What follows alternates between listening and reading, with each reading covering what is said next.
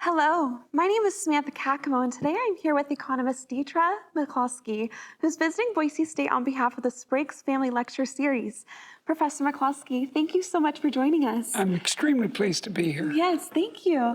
So for students who may be new to your work, how would you describe the main idea behind your research? Well, it's to show how the economy works inside a society and inside politics. I'm a historian as well as an economist, so I try to look at the long run fate of our lives, our economies, our societies. Mm-hmm. Perfect. And so many college students feel uncertain about their economic future. What would you say to students who feel like opportunity is shrinking? I don't think it is. I think that they should not be thinking of their first job only. They should think of their lifetime of work. And it's not true that there's great technological unemployment or that foreign trade is taking jobs to any substantial degree. Turns out, by the way, that an economy like the United States or France or Britain, 1 out of 7 jobs disappears every year and always does. It goes away. The company moves away or it changes its practices. So the job slots come and go and come and go and come and go. So we have a much more dynamic economy than some people think, and certainly that worries the students. Yes, you would say that the job pool is just inevitable and really prone to change over the years. It changes, but we adjust, we move.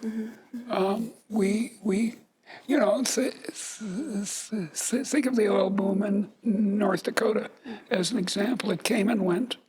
People moved in and out. Yeah. And so what is one misconception about capitalism or markets that you wish college students understood differently? Well, for one thing, they're very fearful of the large corporations. And the large corporations are not saintly, I admit that. But the real danger is from the state intervention, is from the government. And I wish people weren't so frightened of Amazon and were more frightened of, say, ICE.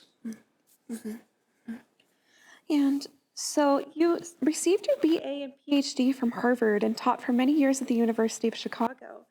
Both universities are usually regarded as centers of mainstream economics, and yet much of your work goes against the grain of what is taught there. Well, yeah, that's true. I'm like my heroine. There was a great American comedian back in vaudeville and in the movies back in the 20s and 30s, Mae West. She said, "I was Snow White, but I drifted." And that's me. I was Snow White. I was a standard economist. At first, a Harvard-type economist, a sort of a Democrat, large D. And then I became a Chicago school economist. And now as you're suggesting, I kept finding things that didn't seem to work in either of those approaches. And so I've slowly come to think of my own approach as being humanomics. Economics with the humans left in, or indeed humans with the economics left in, because I don't think we need to throw away what we learned from other economics. So what are your central criticisms of orthodox American economics? Well, it has certain techniques that it uses, such as tests of statistical significance, it turns out. Little teeny test that has infected the discipline very much. That's one thing. But more important than issues like that is that it's statist. That is, many economists believe that if there's a problem in society, the government should step in to fix it. And I think we've gone too far on that. And we need to draw back and not have such a large state. But I'm afraid most of my economist colleagues don't agree. They're wrong and I'm right. Good to hear. And so do you think that ties into your perspectives on the power of thought and really how it hones into prosperity? Well, thought runs the world. Ideas run the world. And you know, we've been Marxists, all of us, even if we weren't Marxists, since Marx. Marx said ideas, they're not important. What matters is the relations of production. And the ideas just float on top of them and are not important. It's interest that matters, material interest. And I think, of course, material interest does matter and affects people's how they vote and so on a little bit. But it's what they feel in their heart that's much more important. And the conceptions, the ideas they have, like about monopoly in the economy or the role of the government, those are what determine what actually happens at least in a free society. In an authoritarian society, it's the bosses from the top who are telling you what to do. But in a free society, it's us. Yeah. And so your work in economic history is largely concerned with economic growth, but you call the process the Great Enrichment rather than the Industrial Revolution. Why? Well, it's not so much driving the Industrial Revolution as what it is. It's an enormous enrichment since around 1776, this anniversary we're having this very year. And it's an incredible increase in income per head worldwide. In 1800, the average person got along on $2 a day. I mean, $2 a day that you could spend in Boise. Imagine, you wouldn't have a house, you have one suit of clothes, if any, you wouldn't have enough to eat, you'd die young, your children would all be dead, et cetera, et cetera. That's the life we all came from around 1776. And now in the world, the average is not $2 a day, but $50 a day.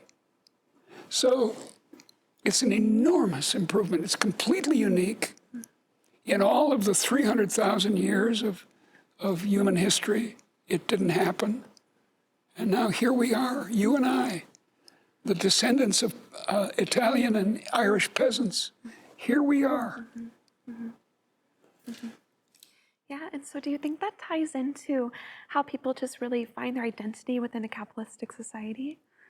Yes, it's the ideas that mattered. The big idea was what is properly called liberalism. Now, it's not what we mean by it in the United States. We mean left-wing thinking or socialism or something. That's not what I mean. It's the original liberalism of people like Adam Smith. I always cross myself when I mention Adam Smith, and Mary Wollstonecraft and Tom Paine. Those people in the 1700s who said, all men are created equal. And women, dear. And this idea of equality, I call it equality of permission in a book of mine that's coming out in some months. And it's allowing people to do things, not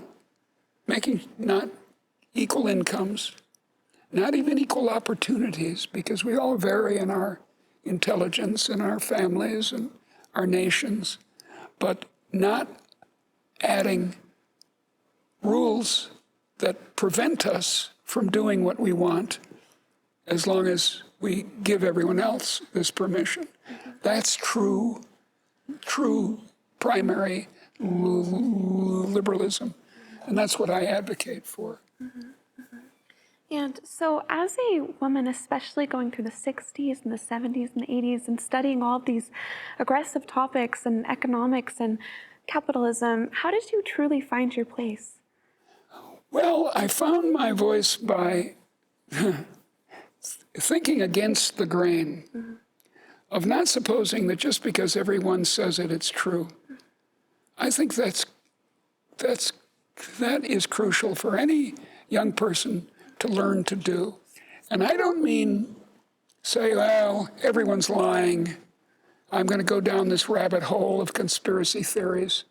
I mean a kind of sober, critical thinking. For example, this idea of statism, that the state should do everything. Well, it hasn't worked out very well in history. North Korea being a terrible example of a socialist country like that. But you should be an inquirer. You should say, now wait a second, is that really true? Well, I guess it is. Okay, now how about this part? That's what education is for, after all. Yeah. And so, do you think that ties into your notion of sweet talk? Yes. It's my notion of what rhetoric is and should be. People should have free speech, and but we should be trying to persuade each other, not yelling at each other, not saying, "Oh, you're a Trump supporter, I hate you," or "You're an anti-Trump person, I hate you," or "You're a Protestant, I hate you," or "You're a Catholic, I hate you." All the hate stuff should go away. And we should start thinking of a politics of sweet persuasion, where we don't just sneer at people, but we try to persuade them. We just in a class just a half an hour ago, I was trying to persuade the students that natural monopoly in modern capitalist societies is a minor problem. Because most people think it's a big problem. It's not. So but sweet talk. Don't say, "Oh, you're stupid. You think that." No. Mm-hmm. Yeah. And so, what first step do you think that, the average Joe, or especially young people, should take in order to practice that sweet talk notion? Well, they have to know something. They have to try to have wide experiences of life and read a lot. I am quite disturbed, though, about the rabbit holes, as they're called. People doing research on the internet, and they go down these paths that are not good, are dangerous. And I suppose a good rule would be when you're doing research, you find that its outcome is hatred, turn away. If you do research and someone's saying, well, Muslims are all terrorists and dangerous, and so we should hate them, I think one should know as a person who loves, you should move back and say, no, I'm not going to hate you. Yeah, and so for the students watching this today and those who are, experiencing that entrapment in those echo chambers online, what advice or key takeaway do you want them to gain from your research? Well, that there's a lot of danger in the state, in the government, that the government is often not the solution. Suppose the government prevented you from speaking your mind on any number of issues. Wouldn't that be terrible? So it's mainly the government that's the danger. But that doesn't mean we shouldn't obey the government or should start killing people or anything. We should try to persuade people to, I suppose we can put it this way, persuade people to become adults. Because I often call what I advocate adultism. That the conviction that a society of free adults with self-respect and respect for others is the kind of society we want. And the trouble is that it was very comfortable to be a child, to have mommy and daddy take care of everything. And I want people to accept freedom and accept a responsible freedom where they take care of their families and their friends and their country, for that matter, and act like grown-ups. Well, perfect. I think that concludes our conversation, but thank you so much. That was Dear. amazing. It's been very nice to talk to you. You too. Thank you so much for watching. My name is Samantha Caccamo. Have a great day.